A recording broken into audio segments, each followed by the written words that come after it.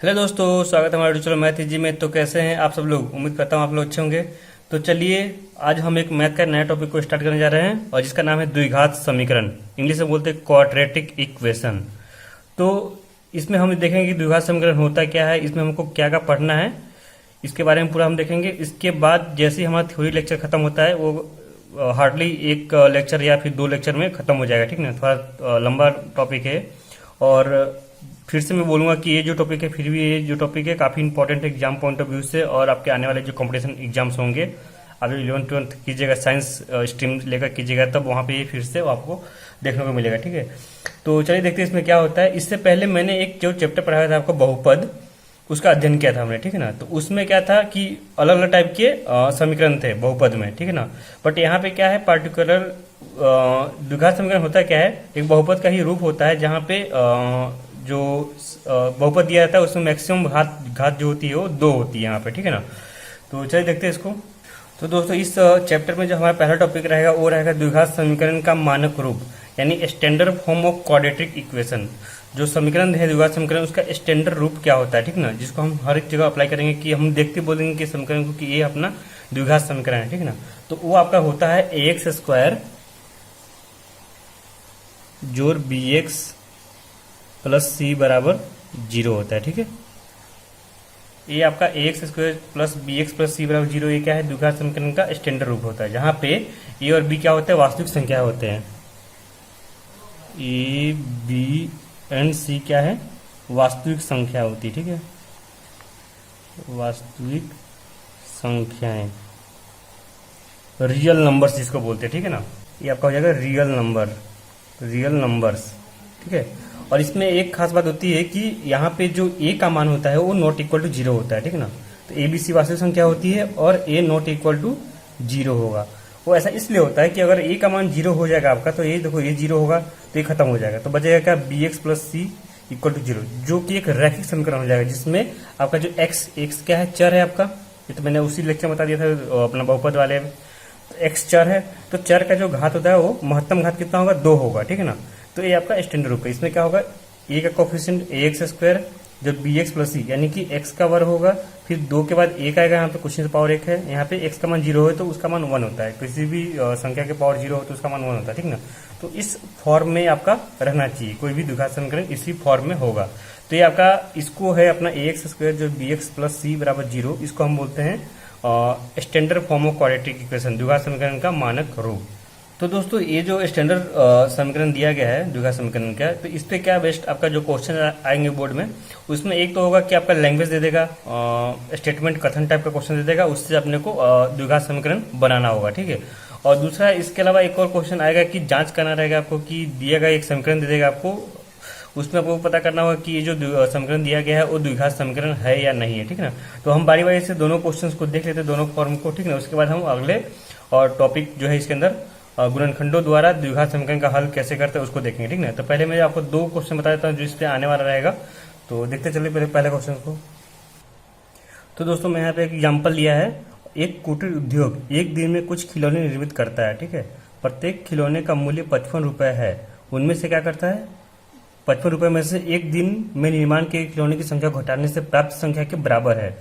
कौन सी संख्या है वो, 750। किसी एक दिन कुल निर्माण लागत 750 रुपये था, तो उस स्थिति को द्विघात समीकरण के रूप में हमको लिखना है, ठीक है। तो देखिए उसको कैसे लिखेंगे हम। तो ये आपका स्टेटमेंट कथन हो गया। अब हमको इससे द्विघात समीकरण को निकालना रहेगा, ठीक है। तो देखिए इसका हल कैसा होगा। इसमें हम मान लेते हैं, माना कि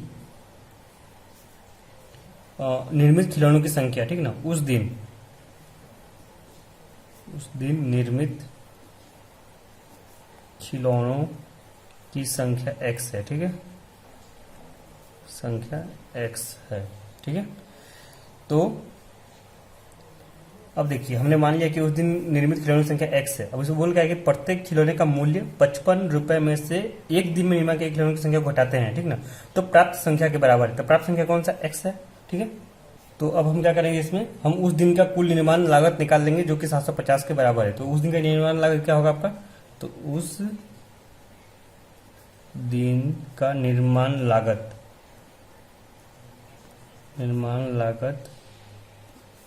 कितना हो जाएगा, देखिए हमारे पास कुल खिलौनों की संख्या x है, ठीक है।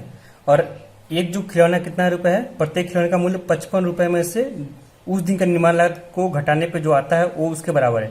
यानी कि आपका जो कीमत हो जाएगा उसका, एक खिलौने की कीमत कितना हो जाएगा, देखिए 55 रुपए में से क्या कर रहा है, उस दिन का जो लागत आ रहा है कितना आ रहा है, 55 रुपए में से एक दिन में निर्माण के खिलौनों की संख्या को घटाने से, तो एक दिन में कितना खिलौना तैयार कर रहे हैं, उस दिन में हम लोग एक्स तैयार कर रहे हैं, तो 55 में से एक्स घटा रहे हैं, वो उतना रुपए के बराबर है। तो ये आपका रुपए हो गया और ये आपका नंबर ऑफ टॉयस हो गया, यानी खिलौनों की संख्या। तो खिलौनों की संख्या और आपका एक खिलौने का इतना 55 माइनस एक्स रुपए हो गया। तो टोटल जो निर्माण लागत हो गया आपका कितना हो गया, एक्स गुना 55 माइनस एक्स। तो अब ये जो है वो किसके बराबर है, आपका निर्माण लागत किसके बराबर है, 750 के बराबर। तो अब क्या करेंगे, प्रश्नानुसार क्या है कि उस दिन का जो निर्माण लागत है कितना, x इंटू 55 माइनस एक्स, ये किसके बराबर है, 750 रुपए के बराबर, ठीक ना। ये भी रुपए में ही है। तो अब देखिए ये आपको समझ में आया क्या, 55 माइनस एक्स क्या है। 55 माइनस एक्स क्या है कि वो प्रत्येक खिलौने का लागत है, यानी कि एक खिलौने को बनाने में 55 माइनस एक्स लग रहा है, ठीक है ना। यानी कि वही बोल रहा है कि 55 रुपए में से क्या कर रहे हैं कि उस दिन 55 रुपए में से एक दिन में निर्माण के खिलौनों की संख्या घटाते हैं तो वो आपका मूल्य आ जाता है, ठीक ना। तो एक खिलौने का मूल्य क्या है, 55 में से जो नंबर ऑफ खिलौना है एक दिन का, उसको घटाने पे जो आएगा वो अमाउंट वो आपका मूल्य हो जाएगा, एक खिलौने का मूल्य। एक खिलौने का मूल्य आ गया, हमको टोटल खिलौना एक्स दिया है तो उसको दोनों गुना करेंगे तो अपने को उस दिन का टोटल खिलौने को उत्पादन करने में आपका इतना पैसा खर्चा होगा, ठीक ना। वो अब किसके बराबर दे रखा है, 750 के बराबर देखा है। तो इसको हल कर लेते हैं। अब इसको हल कैसे करेंगे, एक्स को दोनों गुना करते तो कितना आएगा, 55x माइनस का एक्स स्क्वायर इक्वल टू 750, ठीक है। अब देखिए इसको इधर लाते हैं, या सबको उधर ले चलते हैं तो क्या होगा, ये आपका इसको इधर लाते हैं तो कितना, 55x माइनस का एक्स स्क्वायर, ये 750 प्लस में हो जाएगा तो माइनस में तो 750 हो जाएगा, ठीक है, इक्वल टू 0। अब देखिए हमारा स्टैंडर्ड रूप क्या है, एक्स स्क्वायर जो बी एक्स प्लस सी है, तो बस इस यहाँ से माइनस कॉमन ले लो खाली बस, तो क्या हो जाएगा आपका एक्स स्क्वायर, और माइनस कॉमन लेंगे तो क्या होगा यहाँ पे, ये माइनस वाला प्लस वाला माइनस हो जाएगा तो 55x, ये माइनस है तो प्लस 750, और माइनस को मैंने 0 में डाल दिया, ठीक है। तो ये आपका हो गया स्टैंडर्ड समीकरण हो गया, ए एक्स स्क्वायर जो बी एक्स प्लस सी के इक्वल टू 0, ये आपका आ गया। तो इस टाइप का एक आपको क्वेश्चन रहेगा, ठीक है ना। दूसरा जो क्वेश्चन रहेगा कि हमको जांच करना रहेगा कि दिए गए समीकरण द्विघात समीकरण है या नहीं, तो उसको भी हम देख लेते हैं। तो एक ऐसा क्वेश्चन आएगा कि जांच कीजिए कि दिया गया समीकरण द्विघात समीकरण है या नहीं, इसको हमें पता करना, ठीक ना। तो ये इस तरह से आपको कोई भी एक समीकरण दे देगा, यहाँ पे एक्स हमारा चर है, तो हम इसको करना क्या होगा, हमारे को काम है कि जो हमारा स्टैंडर्ड समीकरण है कौन सा, ए एक्स स्क्वायर जो बी एक्स प्लस सी, उस रूप में इसको लाना होगा, ठीक है। उसको इक्वल टू 0 कर देना है, यानी एक तरफ 0 लाना है, ठीक है। तो चलिए इसको देखते हैं। तो सबसे पहले तो ये जब ना स्क्वायर है, एक्स माइनस 1 का होल स्क्वायर है, इसको तोड़ देते हैं। तो ए माइनस बी का वर्ग क्या होता है, ए का वर्ग जो बी का वर्ग माइनस का 2a भी होता है, तो ए का वर्ग यानी एक्स का वर्ग जो बी का वर्ग, तो एक का वर्ग एक आएगा माइनस का 2ab, तो एक्स इंटू 1 एक्स हो जाएगा तो 2x हो जाएगा, ठीक है, प्लस का 1, ओके। ये देखिए 2x माइनस 3 इसको इधर लाएंगे तो क्या आएगा, माइनस 2x हो जाएगा, तो माइनस 3 तो जाएगा तो प्लस हो जाएगा, इक्वल टू 0 हो गया, ठीक है। इसको एक बार हल कर लेते हैं इसको। तो इसको हल करने पे क्या मिलेगा आपको, इधर x का वर्ग बचेगा, देखिए माइनस 2x माइनस का 4x, ठीक है, 1 और 1 2, 3 2 5, ठीक है। तो आपका इक्वल टू 0 हो जाएगा, ठीक ना। तो देखिए यहाँ पे जो ये जो हमको समीकरण मिला, ये वाला जो समीकरण मिला हमको क्या है, x square minus 4x plus 5 equal to 0। तो ये हमारा स्टैंडर्ड समीकरण ए एक्स स्क्वायर जो बी एक्स प्लस सी के फॉर्म में है ना, तो यहाँ पे ये आपका द्विघात समीकरण है। ये क्या है आपका द्विघात समीकरण है, ठीक है ना। अब ये नहीं देखिए कि यहाँ पे माइनस आ रहा है तो यहाँ पे कैसे हो सकता है, ठीक ना। वो बी का मान निगेटिव है यहाँ पे, ठीक ना, बी का मान माइनस में, ठीक ना। ऐसा नहीं कि सब प्लस ही प्लस होगा तभी आप जगह होगा, कुछ भी हो सकता है। बट आपका मेन जो रूप होना चाहिए वो एक्स का घात 2 आना चाहिए, फिर एक्स का घात 1 आना चाहिए और एक्स का घात 0 आना चाहिए, यानी कॉन्स्टेंट टर्म अचल पद होना चाहिए, ठीक है। चलिए तो दोस्तों अब हमारा अगला जो टॉपिक आ रहा है इसके अंदर अपने ऊपर गुणनखंडों द्वारा द्विघात समीकरण का हल निकालना, ठीक ना। मतलब कि solution of quadratic equation by factorization method, ठीक ना। तो हमको फैक्टर करना है, गुणनखंड का मतलब होता है फैक्टर करना, ठीक है ना। जैसे 6 है, 6 गुणनखंड क्या हुआ, 2 गुना 3 या 3 गुना 2 या 6 गुना 1, ऐसा फैक्टर है, ठीक ना। तो इसको देखिए इसमें क्या करेंगे, तो सबसे पहले तो हम ये देख लेते कि हल द्विघात समीकरण का हल का मतलब क्या होता है, ठीक ना। कोई बोलता है कि द्विघात समीकरण का हल निकालो, या कोई बोलता है कि द्विघात समीकरण का हल के बदले कोई बोलता है शून्य के निकालो, ठीक ना। तो शून्य पूछे या हल पूछे बात बराबर है, ठीक, दोनों का मतलब एक ही होता है, ठीक है। तो देखिए जैसे मैं एग्जांपल लेता हूँ, ये अपने पास एग्जांपल है कि 2x square minus 3x plus 1 बराबर 0 है, ठीक है। ये हमको एक द्विघात समीकरण दे दिया, ठीक है। अब इसमें x क्या है, चर है, तो x के किसी मान के लिए ये क्या समीकरण 0 के बराबर होगा, ठीक ना। तो x के जिस मान के लिए ये जो समीकरण आपका 0 के बराबर होगा वह उस समीकरण का हल होगा, ठीक ना। तो आपको यही हल होता है, ठीक। जैसे कि यहाँ पे x का मान देखिए, यहाँ पे अगर एक पुट कीजिए, इसको मैंने एक मान लिया, ठीक ना। तो समीकरण एक में मैं क्या करता हूँ, x बराबर 1 रखने पर, ठीक है, रखने पर क्या होगा, तो x का मान 1 रखिए, ठीक ना। तो आपका कितना आ जाएगा यहाँ से 2 इंटू 1 का वर्ग माइनस 3 इंटू 1 प्लस का 1। देखिए 1 का वर्ग 1, 2 से गुना करो तो 2 आएगा, माइनस 3 गुना 1 3 प्लस 1, यानी कितना आएगा 2 और 1 3 माइनस 3 बराबर 0 आ रहा है, ठीक ना। तो हमने x इक्वल टू 1 किसी समीकरण में रखा और वो 0 के बराबर आ गया, ठीक ना, यानी कि सेटिस्फाइड हो गया, संतुष्ट हो गया, ठीक ना। तो हम क्या बोलेंगे कि x बराबर 1 यह समीकरण, द्विघात समीकरण बोलिए चाहे समीकरण एक का हल है, ठीक ना। हल या शून्यक बोलिए इसको, ठीक ना, शून्यक भी है, इंग्लिश में सॉल्यूशन बोलते हैं, ठीक ना। तो शून्यक है, तो ये आपका हो गया किसी भी द्विघात समीकरण का हल का मतलब क्या होता है, ये हो गया, ठीक ना। बट हमारा जो टॉपिक है इसमें क्या, गुणनखंड के विधि से द्विघात समीकरण का हल निकालना, ठीक ना। तो अभी देखिए इसको क्या होगा, जैसे इसी क्वेश्चन को देखते हैं। तो देखिए एक तो आपका हो गया, ठीक ना। अब कोई भी द्विघात समीकरण है तो पावर 2 है, तो इसके हमेशा जो भी द्विघात समीकरण होगा उसके 2 हल होंगे, ठीक ना। यानी x का मान 2 मान आएगा, ठीक ना, 2 मान आपका आएगा, ठीक है। तो चलिए एक बार इसको भी हल कर लेते हैं, मैं इसी को हल कर लेता हूँ। तो ये देखिए एक तो आपका x इक्वल टू 1 हो गया। चलिए दूसरा हल निकालने के लिए क्या करेंगे, वो हमको गुणनखंड विधि का उपयोग करना होगा, ठीक है। तो एक काम करता हूँ, आप मैं एक दूसरा क्वेश्चन का बताता हूँ, इसका एक तो मैंने निकाल दिया है, एक और हल आप लोग निकाल लीजिएगा जब मैं गुणनखंड विधि से बताऊंगा। तो मैं एक दूसरा एग्जाम्पल लेता हूँ, ठीक ना, ताकि आप लोग के लिए आसान आएगा समझना, ठीक है ना। तो मान लीजिए कि हमको दे दिया क्वेश्चन की गुणनखंड विधि से गुणनखंड, तो क्वेश्चन है कि गुणनखंड द्वारा समीकरण 2x square minus 5x plus 3 बराबर 0 के मूल्य ज्ञात करना है, ठीक है। तो आपके पास जो तरीका होगा, हमको देखिए एक तो तरीका है कि हमने x का मान कुछ भी रखा है यहाँ से, जैसे पहले वाले जो बताया था जो है मैंने कुछ भी रख दिया है, मैंने जो भी x का मान मतलब 0 रख दिया, 0 0 करने पे क्या 3 आ रहा है, ये 0 के बराबर नहीं आ रहा है, तो ये 0 इसका हल नहीं होगा, ठीक ना। तो ऐसे अलग अलग मान रखने का फिर देखेंगे 0 के बराबर आ रहा है कि नहीं, तो उससे भी आप हल निकाल सकते हैं। बट हमको निकालना है गुणनखंड विधि से, ठीक है ना।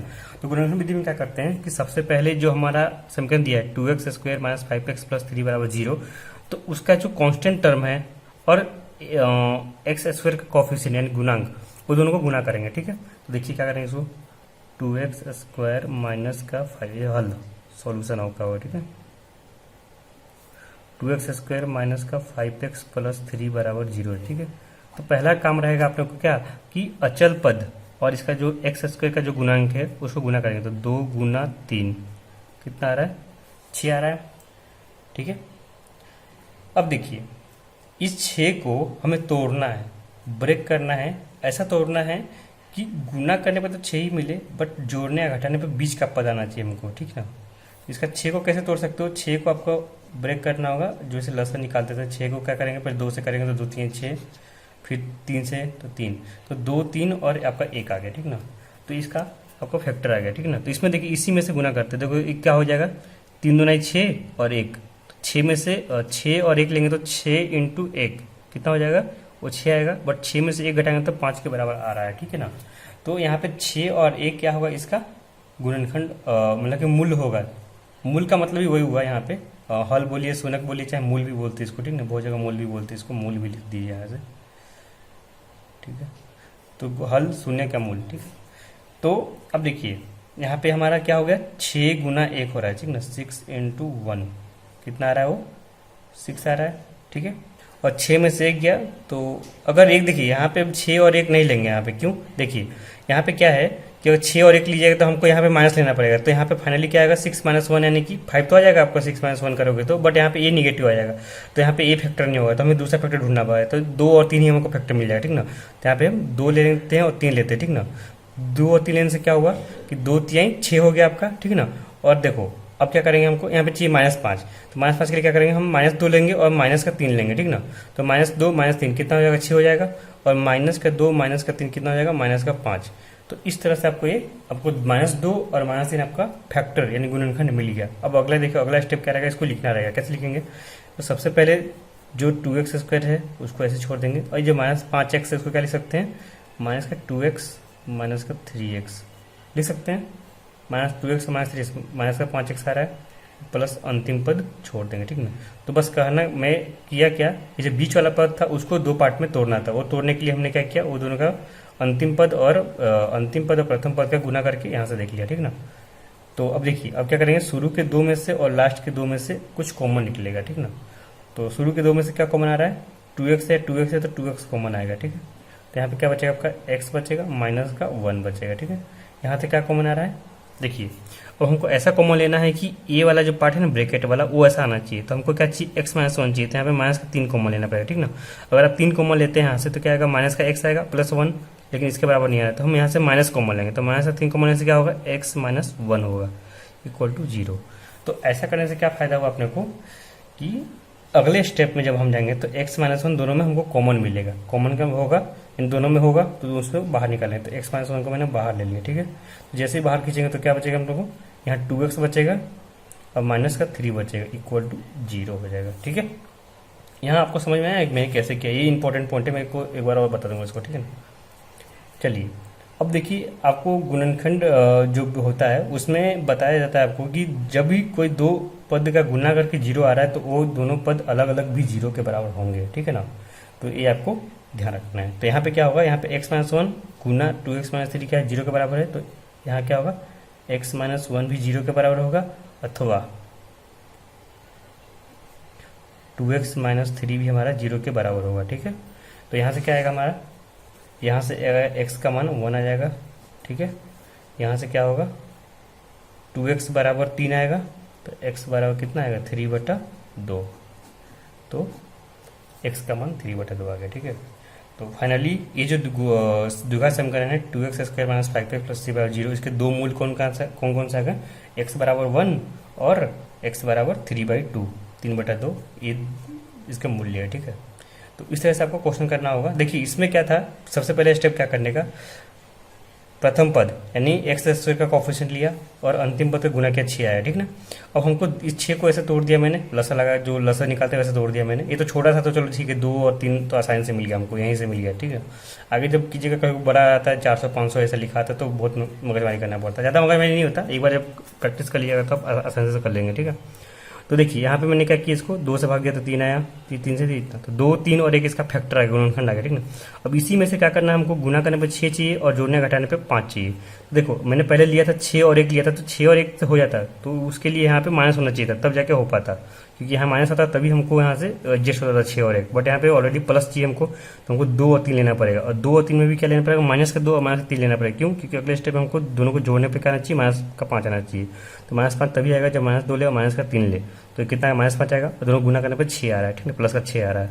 तो यहाँ पे आपको वही फिर क्या किया मैंने अगले स्टेप में, यहाँ पे जब इसको हल करना था तो 2x² रख दिया, 5x को 2x और 3x के टर्म में तोड़ दिया, फिर शुरू के 2 में से कुछ कॉमन लिया और लास्ट के 2 में से कॉमन लिया। देखो कॉमन लेने वास्ते आपको यही चीज़ ध्यान रखना है यहाँ पे कि जो पहले स्टेप में जो कॉमन बचेगा ब्रैकेट में बचेगा वही आपका यहाँ पे बचना चाहिए। ये इसका फिक्स रूल है, थंब रूल है, इसको याद कर लो, ठीक है ना। तो ज़्यादा मतलब कि दिमाग नहीं लगाने का कॉमन क्या ले क्या ले क्या ले, समझ नहीं है। यहाँ जो भी कॉमन लिए हो ब्रैकेट में जो बचा है वही टर्म यहाँ पे बचना चाहिए, तभी क्या होगा अगले स्टेप में आप जब इसको दोनों को कॉमन ले पाइएगा, ठीक ना। तो आपको ध्यान रखना है, ठीक है।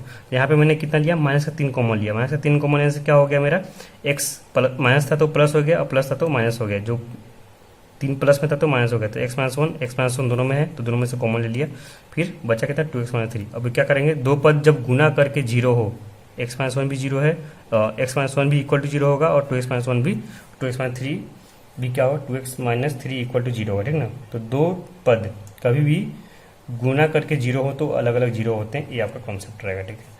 तो चलिए दोस्तों, इस लेक्चर को मैं अभी फिलहाल यहीं पे खत्म करता हूँ। आने वाले लेक्चर्स में अभी हमको अभी और भी पढ़ना है, जैसे कि उसमें पूर्ण वर्ग बनाकर इसको हल करना है। एक तो गुणनखंड मेथड हो गया, दूसरा होगा पूर्ण वर्ग बनाकर कैसे हल करना है, ठीक ना। तो ये सभी देखेंगे। इसके अलावा हम द्विघाती सूत्र होता है एक समीकरण जो दिया है ax² जो bx + c = 0, इसका एक द्विघाती सूत्र होता है, उसको देखना पड़ेगा। और इसके अलावा जैसे द्विघाती सूत्र देखेंगे उसके बाद हम इसके मूल्य को अध्ययन करेंगे कि मूल्य में कौन किस टाइप के मूल्य हो सकते हैं, ठीक ना। वास्तविक होते हैं मूल्य, मूल्य बराबर कब होते हैं, मूल्य अलग अलग कब होते हैं, तो ये सबको देखना है, ठीक है। तो काफ़ी इंटरेस्टिंग आपका ये टॉपिक रहेगा। तो चलिए मिलते हैं नेक्स्ट लेक्चर में। Thank you.